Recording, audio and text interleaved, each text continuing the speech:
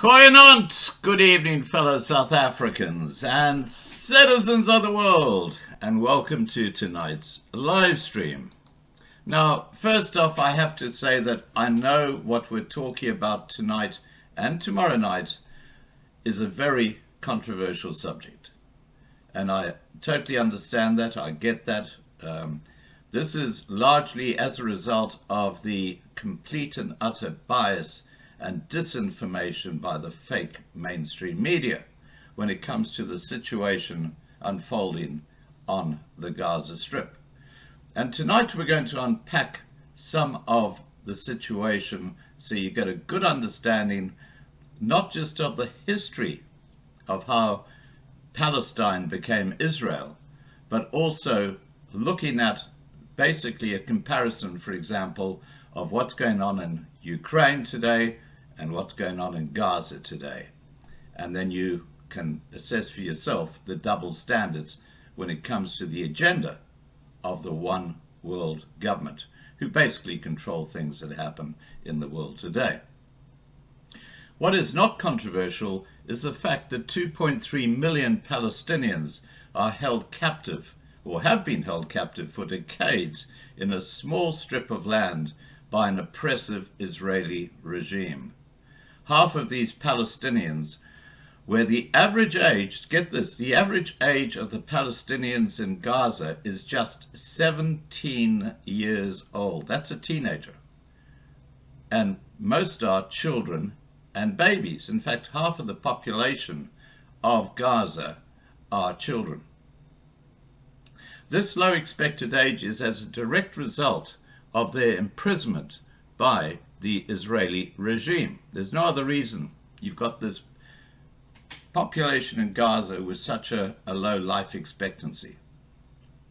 What everyone listening to this live stream should consider is one basic fact, and that is that the Gaza Strip will be the future lives. Think about this. This will be the future lives of your children in years to come in 15-minute cities.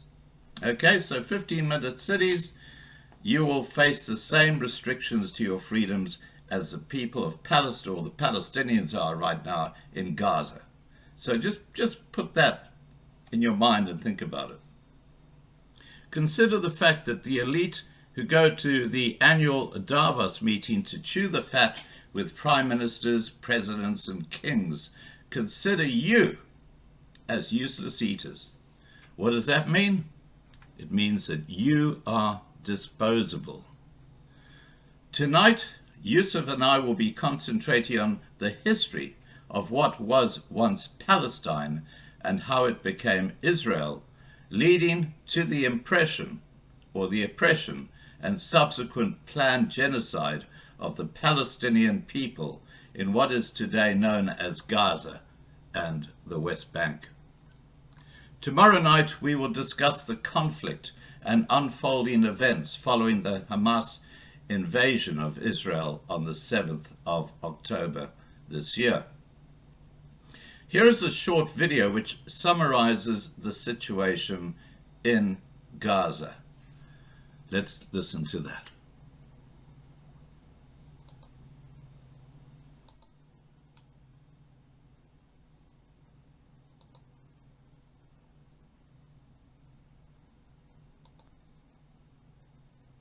The Israelis are going to obliterate Gaza. And when they obliterate Gaza, they will wipe out 2 million Gazan Palestinians. And they don't care.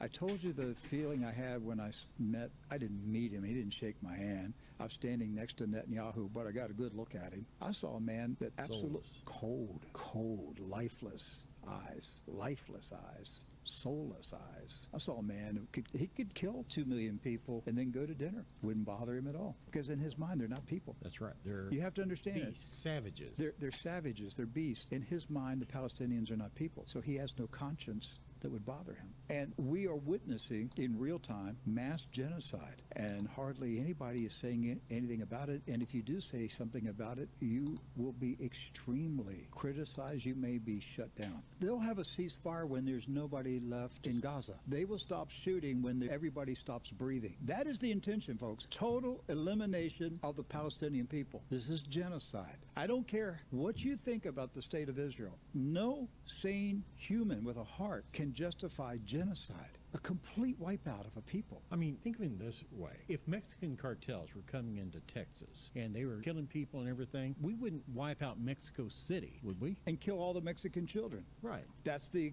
equal of what Netanyahu is doing. We would go after who? We'd go after the cartels. Right? That's the logic. But that's not the way the Jews think. The Jews' motto is rise up and kill first. They kill everybody. They don't have a conscience about this stuff, Doc. They don't have a conscience about it because they don't believe Palestinians are people. You have to get that through your head. Everybody listen to me. They are racist. They have a racial superiority mentality, and they view the Palestinians as inferior subhumans. Right. All right. The Israelis are going to obliterate Gaza. And when they obliterate Gaza, they will wipe out 2 million Gazan Palestinians. All right, guys, I'm going to just stop that. I'm sorry if you couldn't hear that. I do apologize, but that's the best I could do with that clip. But you do have the subtitles, so you can read those. All right, what he is basically saying is that there is a genocide taking place in Palestine, and that's pretty well exactly what's happening. And I do have to say that, look, the reason I'm talking about this is because that's what Loving Life does. We basically provide you with critical thinking about what is going on regardless. We did this with COVID. We did this with a lot of things, and in every case, we've proven to be right. And my concern here is the lives of, in particular, babies and children who are going to be exterminated like rats by this oppressive Israeli regime. And this is not anti-Semitic, this is a genocide. That's the difference. And it's quite extraordinary that a country that faced a Holocaust during the Second World War would do this to another community. It is absolutely extraordinary, but it's happening. It's happening right now. Right now, Gaza has been bombed into the ground. Babies, children are dying under tons of rubble in their homes. That's happening right now as I'm talking to you. And that is not humanitarian. I'm going to get Yusuf Ismail on because we need to get this show on the ground.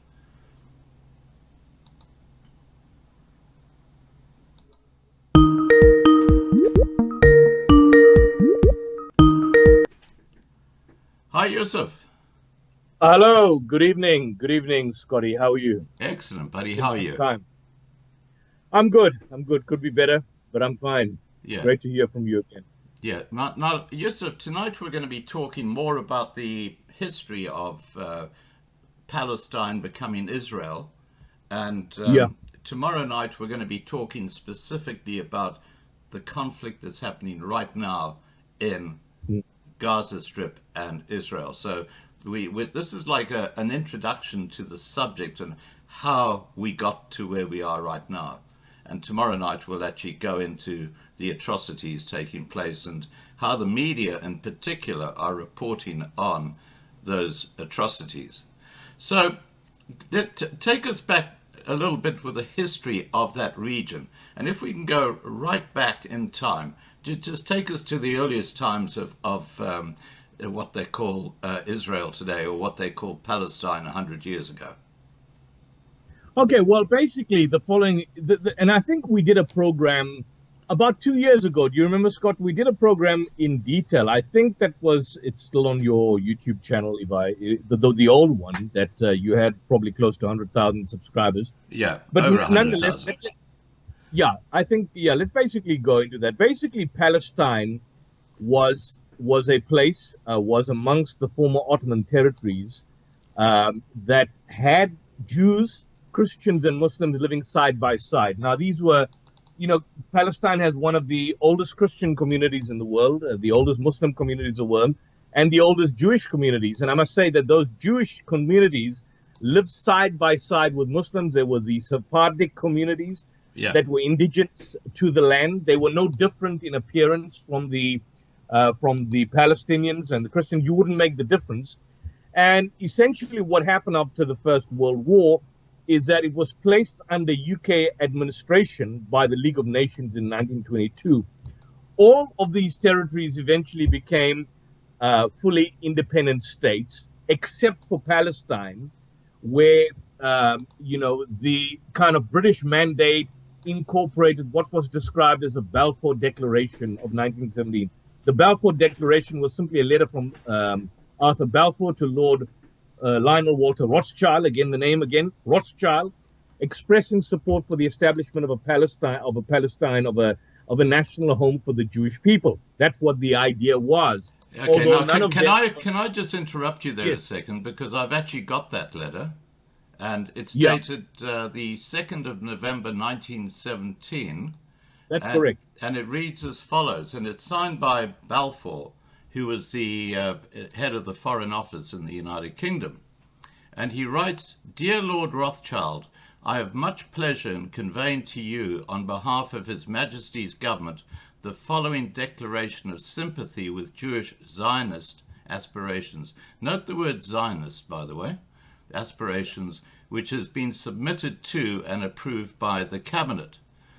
His Majesty's government view with favour the establishment in Palestine of a national home for the Jewish people, and will use their best endeavours to facilitate the achievement of this object, it being clearly understood that nothing shall be done which may prejudice the civil and religious rights of existing non-Jewish communities in Palestine, or the rights and political status enjoyed by Jews in any other country. I should be grateful if you would bring this declaration to the knowledge of the Zionist Federation. Now, who is the Zionist Federation, Yusuf? Well, if you look at the background in terms of what Zionism is and who actually is a Zionist, the name itself basically comes from if you're talking about the Zionist Federation in South Africa, it's certainly a body and organization, but if you're looking at it historically speaking, Zionism is a movement that emerged in the 19th century by an individual. One of the individuals was found as a person called Theodor Herzl. He wrote a book or a pamphlet called Der Judenstaat, the Jewish state. He was not Jewish, he was not religiously minded, but he envisioned the founding of a kind of a future independent state during the 20th century. And Zionism initially emerged in Central and Eastern Europe as a kind of a national revivalist movement in the late 19th century, both in reaction to what they perceived as European anti-Semitism and as a kind of a response to what is described as the Haskalah, or the Jewish Enlightenment. And soon after that, most leaders of the movement, they associated with the main goal of creating a kind of a desired homeland, which is called Palestine, which was occupied by Palestinians, but at that particular time controlled by the Ottoman Empire. And so this process was seen, by the Zionist movement as a kind of an ingathering of exiles, as an idea in terms of which the primary goal was to establish the basis for a Jewish homeland for Palestine and thereafter to consolidate it. Now, I must add one thing which people don't know. At the earlier stages of the 20th century, they were looking at many alternatives. They were looking, for example, at Uganda as an example. They were looking at Argentina as another particular example. Essentially, the primary goal was to kind of establish a kind of a homeland for these Jews and to consolidate it on the basis that they were experiencing some degree of oppression in European society. And this was prior to the rise of Nazism. Now, Zionism, I must add itself, although people will not recognize this, has never been a uniform movement. There's never been a uniformity in terms of the movement.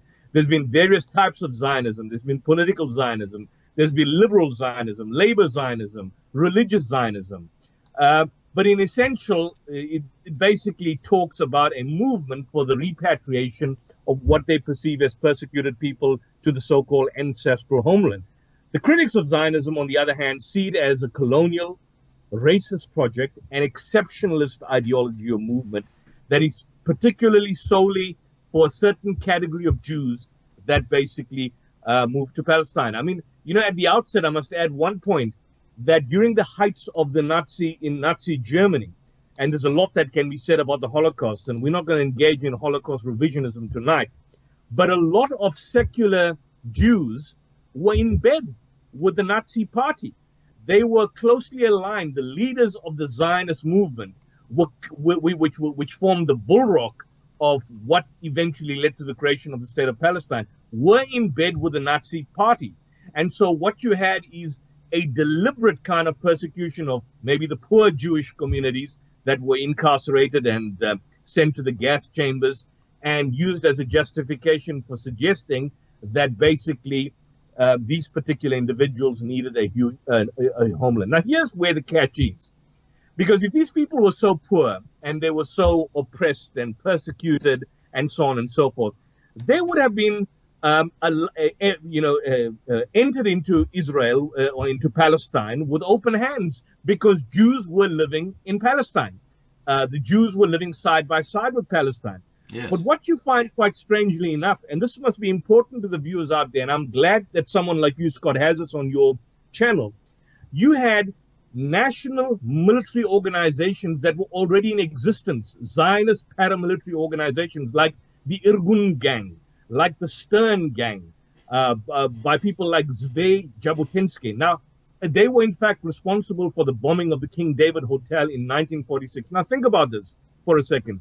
If Jews were under so much of persecution by Nazi Germany, how is it suddenly that you have these powerful Jewish paramilitary terrorist organizations in existence, like the Haganah, like the Irgun, like the Levi gang, that are involved, for example, in the killing and the bombing of the King David Hotel, that are involved in the Deir Yassin massacre, in which, they gang raped existing Palestinian Arab men, women, both Muslim and Christian, and these were carried out by the Lehi gang on 9th of April 1948. Now, hang on a second. Up to 1945, you had the Second World War. The whole world was crying about the Jewish Holocaust, the Nazi Holocaust. Jews were persecuted people, supposedly. How is it that you have all these sophisticated paramilitary terrorist Jewish organizations already in existence in 1946? Where do they come from? How on earth, who formed them? Where do they come from? And this is a question that people have asked. And so what you see in a situation is that these gangs then entered into the region, which was declared in accordance with the Balfour Declaration, and essentially they bombed the place into existence. The state of Israel was bombed into existence by members of the Irgun gang, who were then absorbed into the Israeli Defense Force at the start of the 1948 Arab-Israeli War. Because obviously there was a reaction by the Arabs. People always talk about the fact that, no, the Arabs basically then responded. But yes, they responded because what you had was these terrorist organizations that were killing and engaging in massacres and mass murder and killing of both the Sephardic Jews, Muslims, as well as Christians. All of them, Muslims, Christians. It's not a Jewish, Muslim, Christian divide. They were being killed. All those who existed in Palestine, the existing Palestinians, were being killed by these Jewish terrorist organizations. And these Jewish terrorist organizations then formed the background and the basis of the Israeli Defense Force, which is the IDF that you basically see here. And then eventually there was this kind of guilt that was instilled in the American government, in the British government, on the basis of the so-called Holocaust that took place, as a result of which they believed, any kind of criticism against what these people were doing, whether they massacred people, whether they incinerated individuals, whether they engaged in atrocities similar to what the Nazis did to them. It was the Americans and the United States turned a blind eye to that, because they already had guilt on their particular hands, and so they kept quiet. And so this essentially is how the state of Israel was formed. Can I just interrupt there? I just want to make an observation here, that the Balfour Letter, the infamous Balfour Letter, written by Balfour, so you can see his signature at the bottom there, is addressed to Lord Rothschild. Yeah. It's not addressed to, some Jewish leader. It's addressed to Lord Rothschild. And he refers to the Zionist Federation. So clearly, the Rothschilds have an association or affiliation with Zionism. And not only that, but the main highway that goes through Tel Aviv, Jerusalem, is called the Rothschild Highway. Isn't that interesting? Absolutely. And I may add the other point that people need to know is that Lord Lionel Walter Rothschild, he was a banker, he was a member of the Rothschild family, and he was president of the Board of Deputies of British Jews from 1925 to 1926. So highly influential. And I mean, according to the equivalent today, billionaire, and intrinsically part of the Rothschild family. So he was critical to the formation of the State of Israel. Some would argue that he was also critical in terms of backing and funding the Nazis in the earlier stage when they were closely aligned with other Zionists.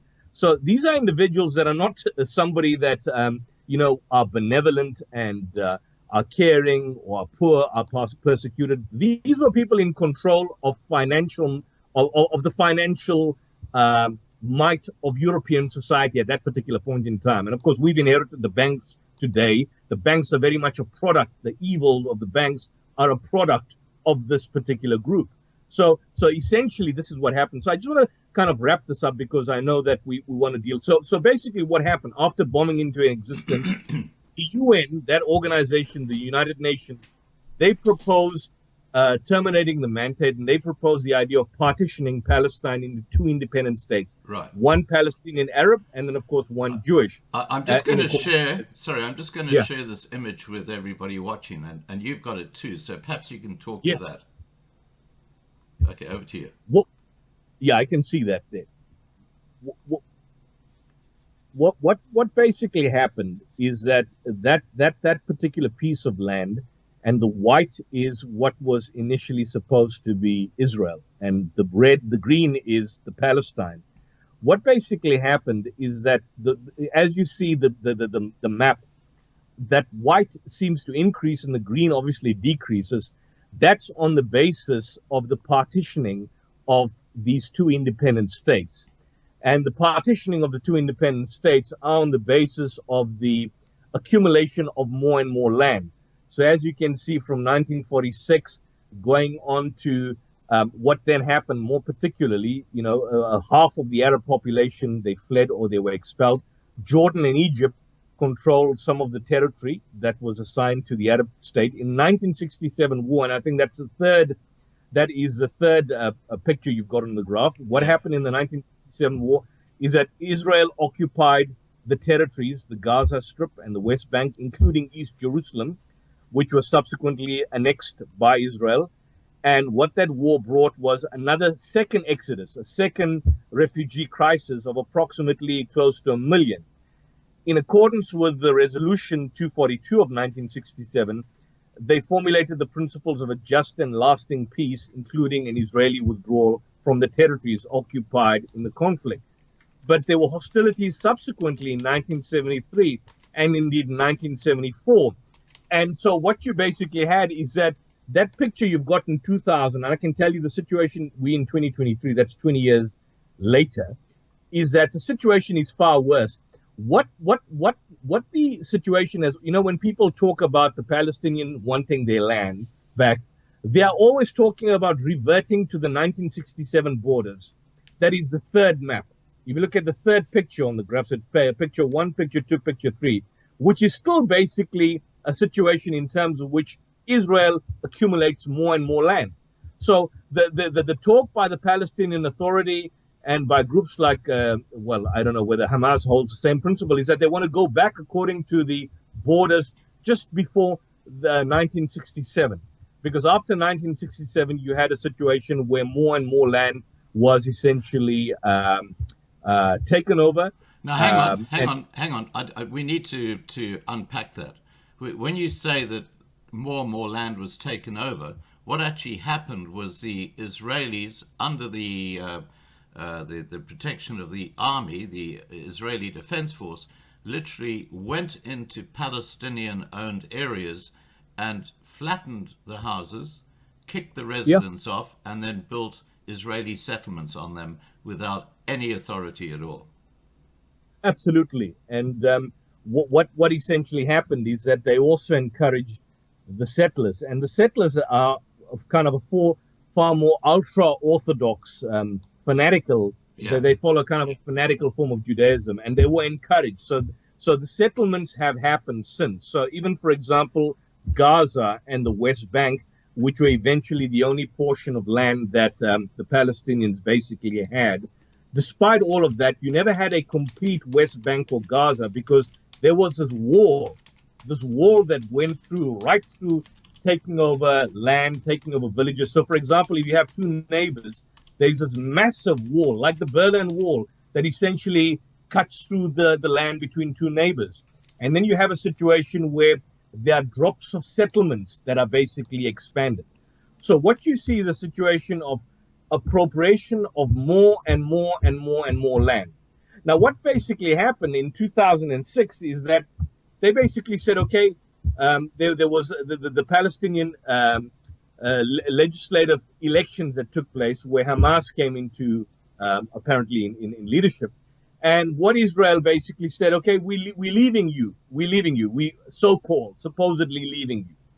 But in leaving you, what they do is that Gaza still relies heavily so on water, on food supplies, on electricity. I mean, there's no electricity or water that Israel has to supply that. You cannot basically have access to a port. There's no airports. You cannot leave. If somebody from Gaza enters Israel, he'll be arrested. There are checkpoints even inside on the West Bank and in Gaza. So if a Palestinian now has to, for example, let's assume, leave Gaza and enter Israel, just like someone from Botswana enters South Africa, he'll be arrested. And in many instances, they kept in prison. They are in prison for long periods of time. And so there are these checkpoints that are basically set up in these particular areas. So you have a situation of more and more land that is basically being taken. What the 1967 war that people normally talk about it is essentially the fact that apparently Syria, not the Palestinians, they shot an Israeli tractor that was plowing into the demilitarized zone, which Syria considered an ongoing practice of Israeli encroachment onto contested land. And that essentially then led to a situation of this blockade and essentially this attack.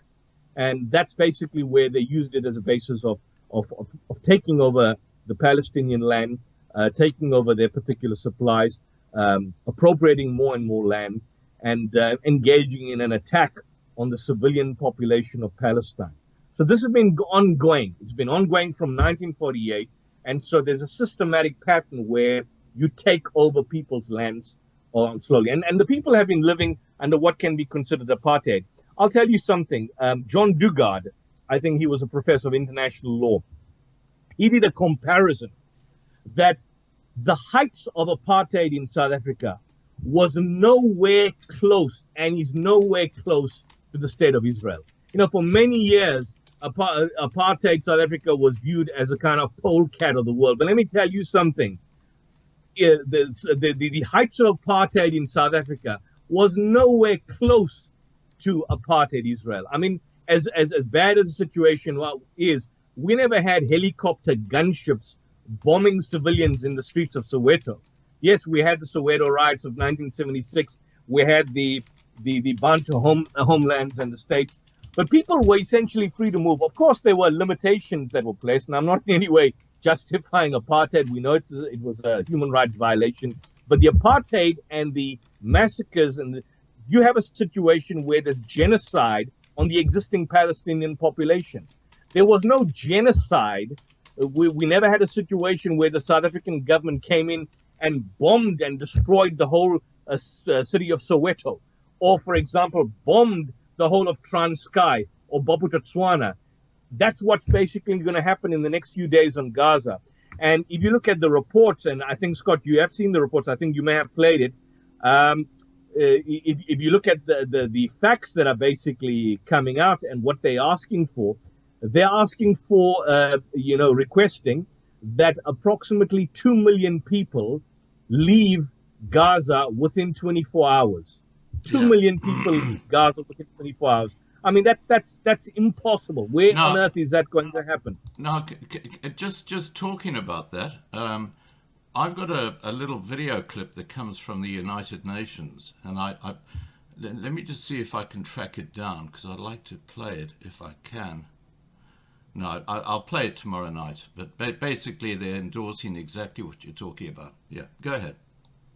So basically the situation is as follows: is that we have a situation of grotesque proportions. I may just give you one other fact, and maybe this could be something that we can discuss tomorrow. The book that I've given you, I think the book which is written by a Jewish Israeli, and by the way, I've got Israeli friends living in Israel. A lot of them are basically Ilan Pape. I had some dealings with him some years back. Rabbi Tobias Singer, a good friend of mine. A lot of them are critical on the Israeli regime. So it's not anti-Jewish.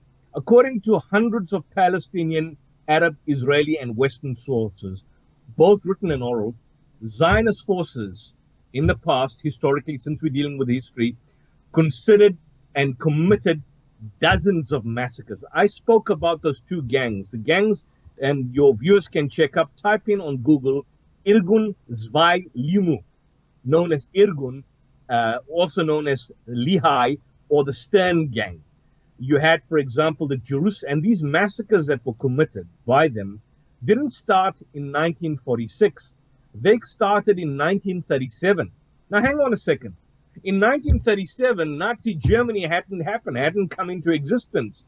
So how on earth the Jerusalem massacre, for example, which occurred on the 1st of October 1937, you had the member of the Irgun Zionist organization. They detonated a bomb in a vegetable market near Damascus, Nablus, at the gate of Jerusalem. They killed hundreds of Palestinian civilians. You type in the Jerusalem massacre on Google. The Haifa massacre in March 1937, paramilitary organizations from Irgun, they killed about 18 Palestinians. The Haifa massacre in 1938, the Jerusalem massacre again in 1938, a massive explosion in an Arab vegetable market in the old city of Jerusalem. The Haifa massacre again, 1938. The Jerusalem massacre again, 1938. The Balad al-Sheikh massacre. There you had Haganah paramilitaries. They raided the city of Balad al-Sheikh. They captured 5 residents and they slit their throats. I mean, this is like ISIS, modern-day ISIS or Al-Qaeda. Nobody talks about this. When you have people like Ben Shapiro, and I've been seeing Fox News and Fix News, and I've seen what's his name, this interview with Piers Morgan. I forget the guy's name. Alan Dershowitz. Nobody talks about that. Nobody talks about all these killings. Yusuf, I just want to talk about a subject that is very dear to me, because one of the communities or cultures that is facing a complete genocide is the Armenian people. Now, just a bit of the history of the Armenian people. They had a huge piece of land in the old Ottoman Empire. This goes way back before the First World War. And they were the home of the first Christian community following the death of Christ. In fact, Armenia was basically the birth of Christianity. And what's happening today, between about 1895 and up to about 1920, the Turks, who were basically a Jewish and Muslim, that they had I think they call them the Caucasus Jews or something like that. They had a special name, and They literally went in and wiped out 1.5 million Armenian people and took a lot of their land. And this has never been talked about in the fake mainstream media. But what's happening today is, you can look at this in Google, you can look at this up on a map. You'll find that between Azerbaijan on the east, to the east, and Turkey to the west, there's a thin strip of land south of Georgia, or the Caspian Sea, called Armenia. That's all that remains of their once large area, which included a big part of Turkey. That's all that remains of Armenia. What's happening right now as I'm talking to you is hundreds of thousands of Armenians are actually at war with Azerbaijan, because Azerbaijan cannot get their oil to Turkey because of Armenia owning the land in between. And one of the greatest recipients of Azerbaijani oil today is Israel. Now, you can look this up on Google. This is fact. You won't see it in the mainstream media, but it is happening right now.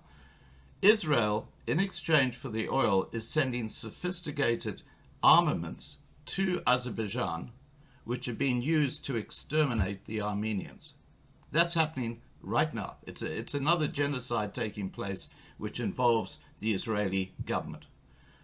Look, I have absolutely no issue with the Israeli people. I think they're fantastic people. I have no problem with them. But that government is actually an arm of the New World Order, the One World Government.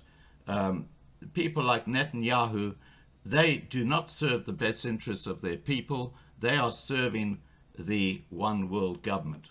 And what they're doing in Azerbaijan, by supplying them with arms, knowing that those arms are going to be used to wipe out the rest of the Armenian people, is again another genocide taking place that Israel are directly involved in. And it's happening right now, except it's not talked about. But you can, as I say, Google it, and you will see what I'm saying is right on the money. Back to you, Yusuf.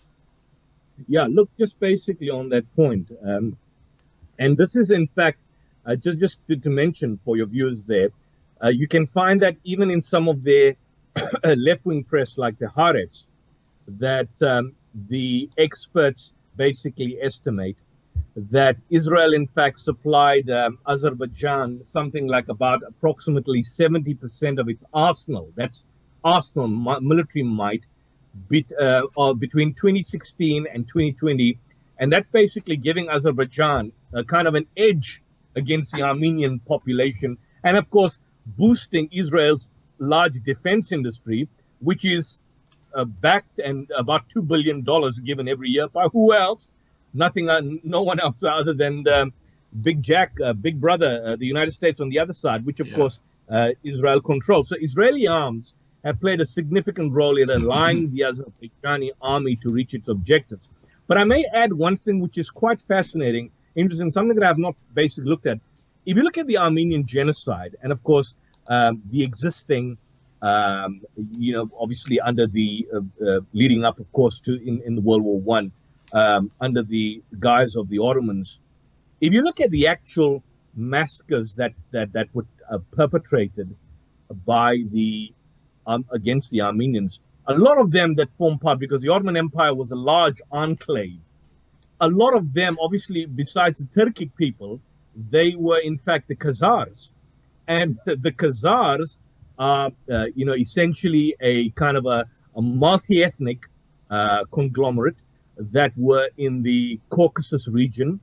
And the Khazars, a large portion of the Khazars, the Khazarians, they fled to Eastern Europe, where they became known as some people would argue, the Ashkenazi Jews. That name itself, Ashkenazi Jews.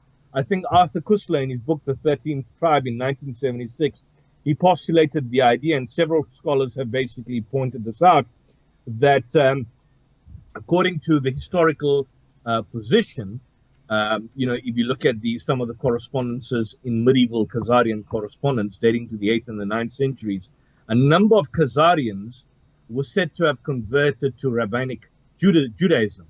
And that kind of conversion essentially led to these Jews, which were from the Caucasus area, that moved to Western Europe, that were, the Polish Jews, and all of them were descendants, could be said, of these particular individuals.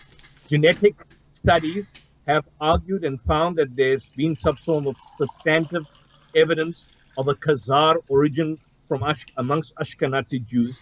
And these same Khazarians were intrinsic and part and parcel of the Armenian genocide, as you rightly pointed out.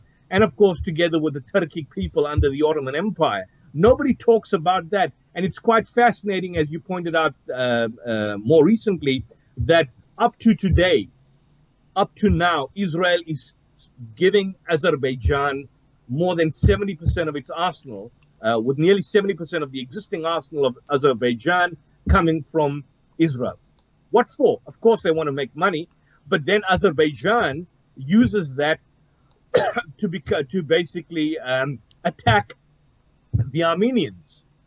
So there appears to be some sort of hatred towards the Armenians. So, and Azerbaijan itself, they've raved, they've spoken highly about how these Israeli drones, they slice the Armenians. They literally slicing through the Armenian defenses. If you look at some of these bombs that are basically dropped on the Armenians or by Azerbaijan, essentially you find that these people explode. They literally explode. Nobody talks about that. Nobody has talked about that. And so they've done the same thing, these so-called suicide drones, which they throw in their army raids against the people in Gaza. So Israel is by no means I urge Jews not to look at Israel. There are lots of rabbis that are speaking out against Israel. Jewish people, friends of mine, speak out against Israel. Israel is viewed as the so-called epitome of the LGBTQ movement. Many people also don't know that. The LGBTQ movement is highest and the most popular in Israel. If you go to Google, type in LGBTQ movement in Israel, it is one of the most powerful movements in Israel. If you look at the vaccinations, when the vaccinations were being sent out in droves, who was number one on the data? Who was number one in dishing out the vaccinations during the heights of COVID? The state of Israel. So this is a police state. This is a military state. This is a regime that basically is evil at its core. And, an ideal situation one day is you have a total and utter disbandment of the state of Israel, and Palestinians and existing Israeli citizens should come together and form their own unity government. And the existing Israeli regime should go out. Its leaders should be charged for war crimes, and people like Netanyahu should essentially face the guillotine, or worst case, life imprisonment for the crimes that are essentially committed by them. Absolutely. The two-state solution is over. Last point, Scott. Yeah. The two-state solution cannot happen. You need a total disbandment of this regime because it's a part and parcel of the New World Order. Yeah, I totally agree with you when you say it's part of the New World Order.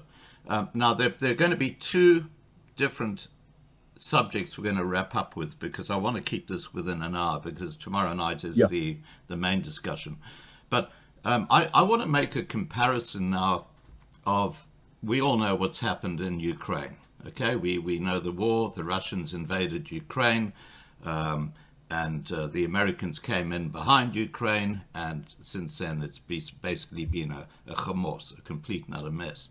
And now we've got Gaza. Now the argument that's made by Netanyahu, and I've listened to the video, that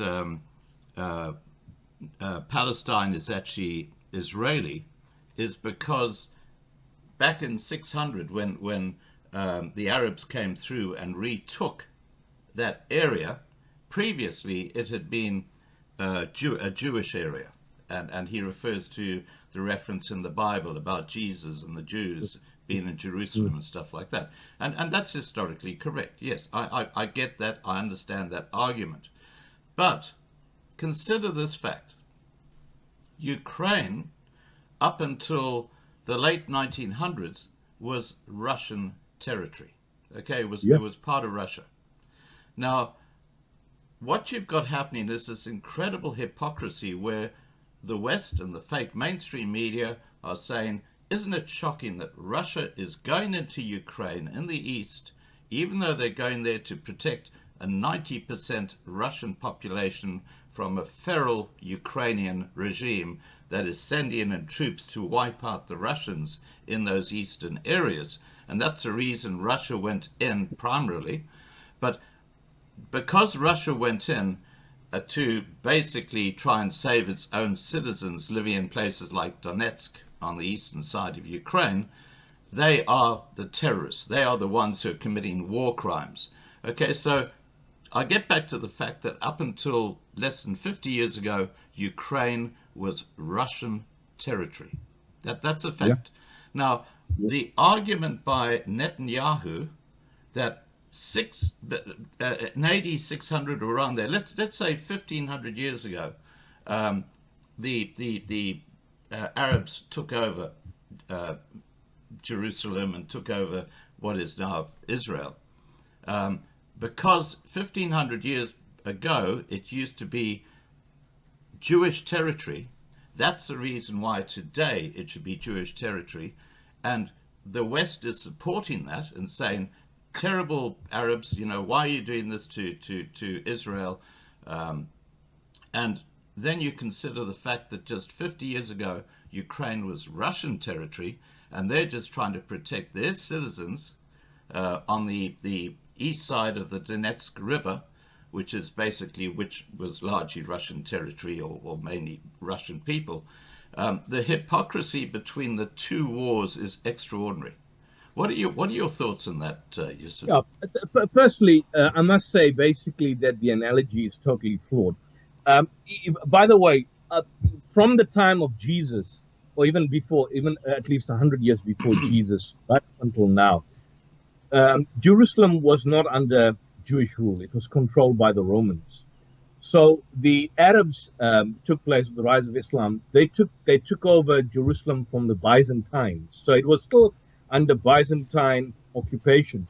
Jews had not been in control of, basically, if you look at the timeline of the history of Jerusalem, basically Jerusalem had been destroyed twice. It was besieged about 23 times, attacked 52 times, and recaptured about, close to 42 times and so on. The Hellenistic period was that under 300 BC, it was under Alexander the Great, the Ptolemies, the Macedonians, for example. So it hadn't been under Jewish rule for a long time. Prior to the Hellenistic period, you had the Persian period. So Jerusalem in 500 BC, it became part of the empire of King Cyrus the Great. That was under the Neo-Babylonian Empire. If you look even at, I believe in the Bible, you have that kind of history.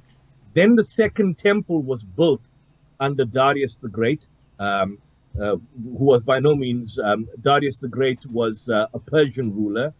You then had the third wave of Babylonian returnees in 400 BC. There was a great assembly that was established at Jerusalem. That was apparently a tradition where about 120 sages and prophets, they came and they coincided with Persian hegemony of the nation of Israel. So Jews were not in control. I think probably, and nobody knows when Moses existed, and that's another discussion. We in Islam believe in Moses as our prophet. Archaeologically, we don't know what period of time he existed, unless, of course, you Indiana Jones and can go back in the past. But the thing is, it was never under Jewish rule. It was under Persian rule, Hellenistic rule, and then I think the Hasmonean kingdom, and then the Roman period. The Roman period began around about 100 BC. So up until 100 BC, right up until the decline of the East Roman Empire, because there was a late Roman period, Israel, Jerusalem, and that area, which is now Palestine, was controlled by the Romans. So the first time you had the Umayyad Caliphate and the Rashidun Caliphate taking over, that was around about the 600s. And that was when there was a conquest of Jerusalem, and Jerusalem was under the Christian Patriarch, but that was also under control of the Byzantines. So if Netanyahu and this hypocrite Vladimir Zelensky are citing the historical period prior to the Arab conquest. It was not under Jewish rule. It was under Roman rule. It was under Hellenistic rule. It was under Persian rule. You have to go back approximately maybe 1000 BC, approximately 1000 BC, meaning 1000 years before Christ, where you had a kind of an autonomous Jewish so-called land. And I mean, there was no kind of borders like we see around here. There were prophets, and there was no borders. You crossing this country, you going into that country. It was a kind of an autonomous area that was controlled by the Jews after the Exodus by Moses. And they were also by virtues of war. If you look at the Amalekite massacres and so on that took place. So it was controlled thousands of years before the birth of Christ. But from 500 BC, there was no Jewish control. So the Arabs took over from the Romans. So the argument by Netanyahu and individuals that they took over from the Jews is totally false. They took over from the Romans. But having said that, the Jews that live there are not you. You are Polish Jews. Netanyahu and Ariel Sharon and all these individuals are Europeans that converted from Judaism. And some have argued, as Arthur Koestler and Shlomo Sen in his book, I believe, The History of the Invention of the Jewish People, that the Jewish people that you see in Israel come from Europe, but those European Jews were originally from the Caucasus region, the Khazar region, and they were Khazarians, they were pagans that essentially converted to Judaism in the 7th century. So even if you make that argument, they've got absolutely no historical right to that particular land, none whatsoever. The Sephardic Jews are no different from the Palestinians. They're similar in feature. They look the same, just like many of the Christian Arabs that are there. They all look the same. They could easily be said to have been there for thousands of years. But these Israelis, the Israeli regime, the Ariel Sharons, the Yitzhak Rabins, the Benjamin Netanyahus, the Lapids, David Ben-Gurion, all these were colonialist, psychopathic dictators that have got absolutely no religious or linguistic or genetic claim to the land. And I may add one other thing, which we need to add. They're not even religious. David Ben-Gurion was not religious. Theodor Herzl was not religious. They were very closely aligned to Marxism. And we know the evils of what Marxism eventually led to communism. A lot of them, in fact, if you look at books, and some have argued it's a myth or we don't know, the Protocols of the Elders of Zion, they were in fact responsible to a large extent for even the invention and the creation of communism. I mean, Karl Marx, for example, was Jewish, but nobody thinks about him as a Jewish. He was a Marxist. Socialism, it comes from where? From the people who were supposedly Jewish. The materialist philosophy of communism, it comes from people who were supposedly Jewish. But they were Jewish in name, and they used the Jewish label when it came to wanting to appropriate the land in the Middle East. And that land became significant because it became a kind of a source of power. And I would argue one of the headquarters for what you would call the New World Order, which basically dictates foreign policy. I mean, no nation on earth, now, if you look at... Yes. Yusuf, I just want to interrupt you there. Michelle has written, to this day, the Jewish religion was founded in this area. The Jewish people are entrenched historically and religiously in that land. Now, look, there's absolutely no doubt in my mind that that's a fact. But I think the concern that I have is that if we go to post-1917 and the Balfour Letter, you had the Palestinians and the Jews living very peacefully side by side. This is before they actually established the State of Israel in 1947, 1948. But the point is that between 1917 and after the Balfour Letter, a lot of Jews returned to Palestine, and they lived in peace and harmony with Arabs. Yeah. And it's only since the formation of that state that things have gone pear-shaped. And it's because it's not because of the Jews living on the land. It's because of the people who are the leadership.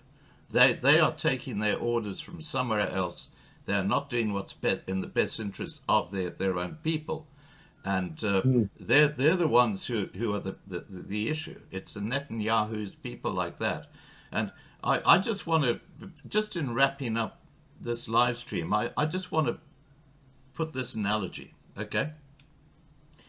15-minute cities. We've all heard about those, okay? They're coming out all over the world. You're going to have an area that you're not allowed to go out of, except maybe if you're a good boy, you can go out like once a month or something like that. So you're stuck in this little territory, and you're going to be surveilled by cameras 24/7. Now, if you look at Gaza, the Gaza Strip today, and this is something we're going to be talking about more tomorrow night, the Gaza Strip today is rather like what a futuristic 15-minute city will look like, even though it's much bigger in region than a 15-minute city. And what I'm talking about is an area which is controlled. You have no freedoms. You're talking about an oppressive situation that in decades to come, your children are going to be living in. So when you look at the Gaza Strip today, think about this fact, that the elite who are working at taking over the world, and there's no doubt about that, this is not a conspiracy theory. The elite who are talking about taking over the world, they're going to be bringing in a central bank digital currency. At the moment, they're taking us into starvation. We can see what's happening to food prices. This is all planned through the World Economic Forum, the elite getting together with your leaders. This is all being unpacked right now. So my point being that in decades to come, your children and grandchildren will be living in environments like the Palestinians are right now on the Gaza Strip. So, this is not something that you can sort of distance yourself from, because what is going to happen in the future is happening right now in Gaza, and it's inhumane. Do you have a comment you'd like to make on that before we wrap up? Absolutely. Yeah, absolutely. I just want to, maybe people don't know this, is that after the 1948 bombing of the existence of the State of Israel and the declaration of the State of Israel, the Gaza Strip, which was part of obviously what is considered as Palestine, it initially emerged and was administered by Egypt after the 1948 Arab-Israeli wars. After the 1967 war, the Gaza Strip came under Israeli occupation, and so Gaza and the West Bank were described as the occupied territories. Then in 1990, as part of this kind of failed Oslo Accords, what they stated was that the administration of the area only superficially was handed over to the Palestinian Authority, which would be under Yasser Arafat, alongside the existence of Israeli settlements in the specific regions that were part and parcel of the Gaza Strip. So the Gaza Strip had the settlements there. And then after having, broken the land even further down and even made it more and more smaller with this big walls going into, in 2005, they claimed to have evacuated it. And that's when you had the so-called superficial Palestinian legislative election, in terms of which they then voted for Hamas, who was involved in humanitarian aid, by the way, in that particular region. Hamas, we may discuss it tomorrow, but Hamas people need to know, in 87, had a lot of backing by the Israeli intelligence. They were formed by the Israeli intelligence and groups like Mossad in 87, 86, 85, in response to the more secular Palestinian Authority, which Israel saw as a threat, and in response to, for example, groups like George Habash's Popular Front for the Liberation of Palestine, which was a Christian organization, I think a Christian Marxist organization. So Hamas was created by Israel indirectly, and also to a certain extent directly. And then, of course, they turned against the State of Israel. But they were created by Israel, and they were backed by Israel against the Palestinian Authority. Hamas, people don't know this. So in 2006, Hamas then took over Gaza, and they started basically controlling Gaza. And that's when Israel imposed a land and sea and air blockade, and they prevented completely the free flow of people from goods. They devastated Gaza's economy, and they created that's why you hear in the mass media an open air prison and the highest unemployment rate in the world. We talk about South Africa having an unemployment rate.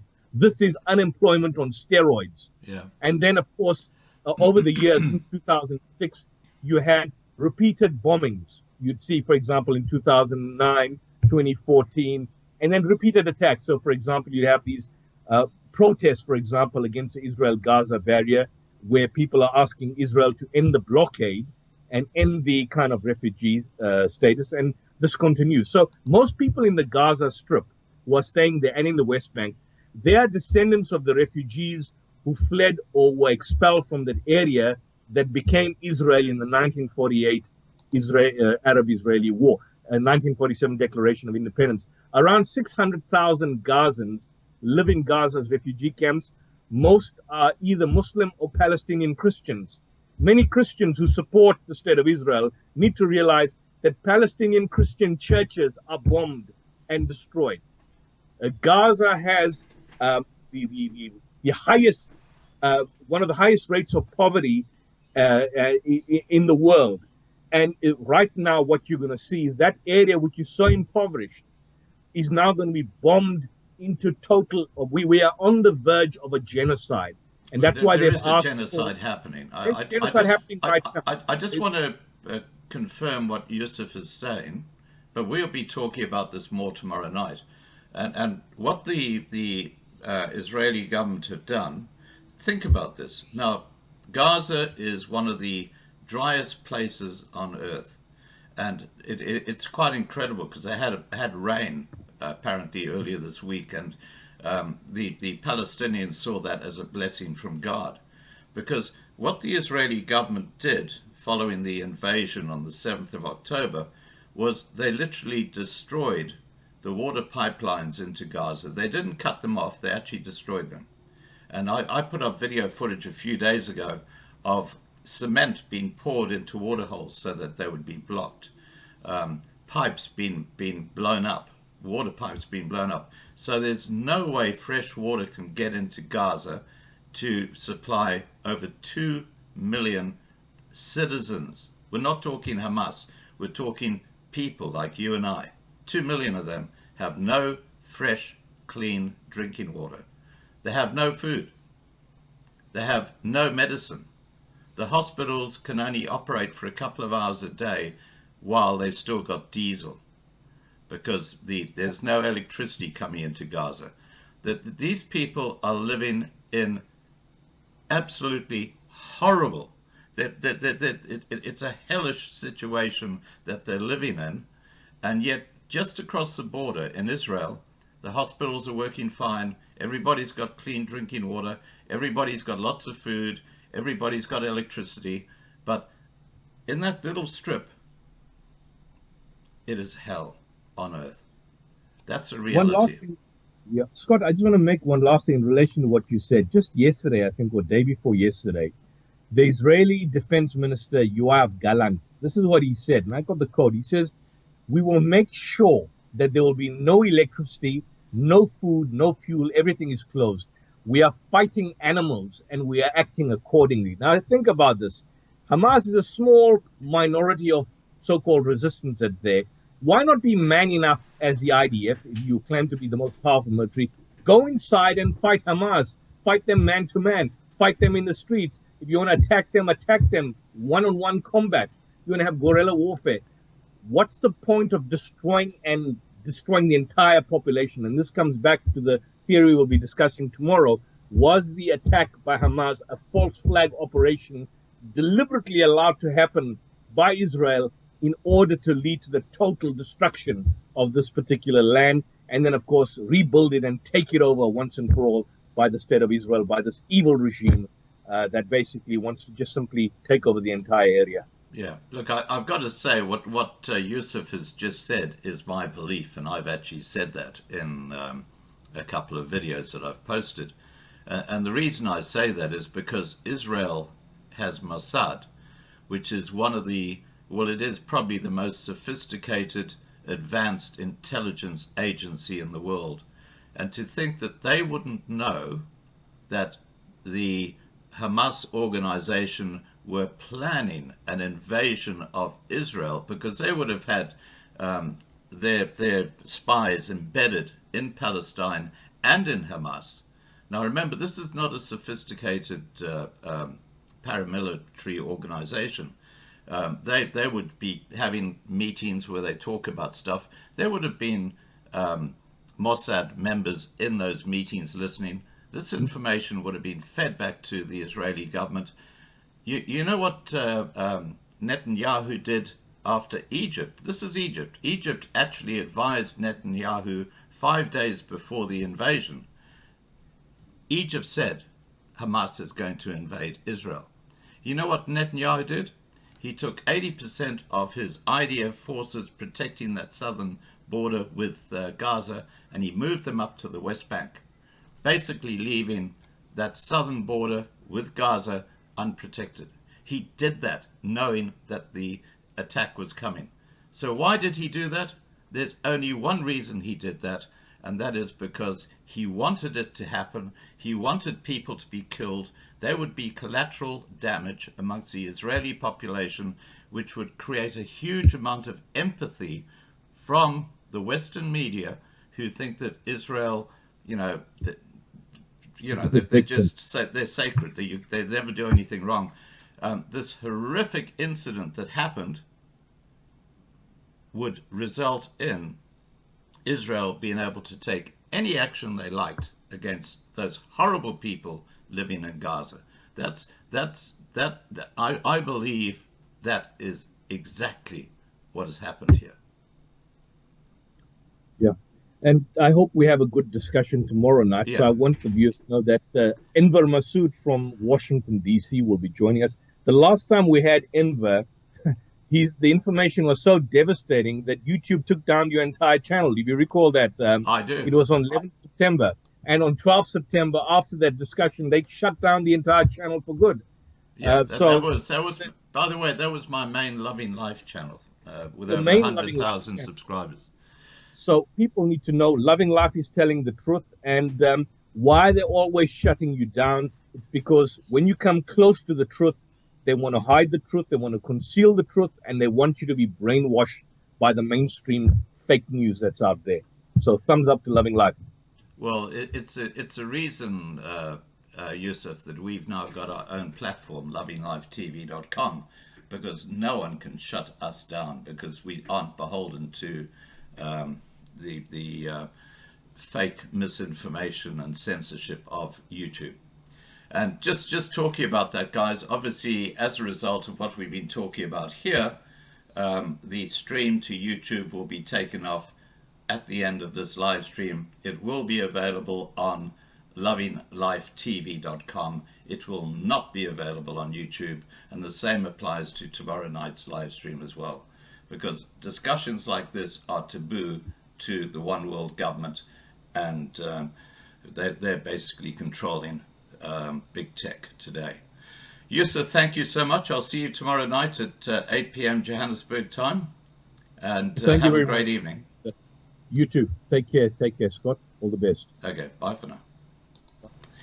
All right, guys, that was our introductory discussion about basically the war that's taking place in Gaza and Israel at the moment.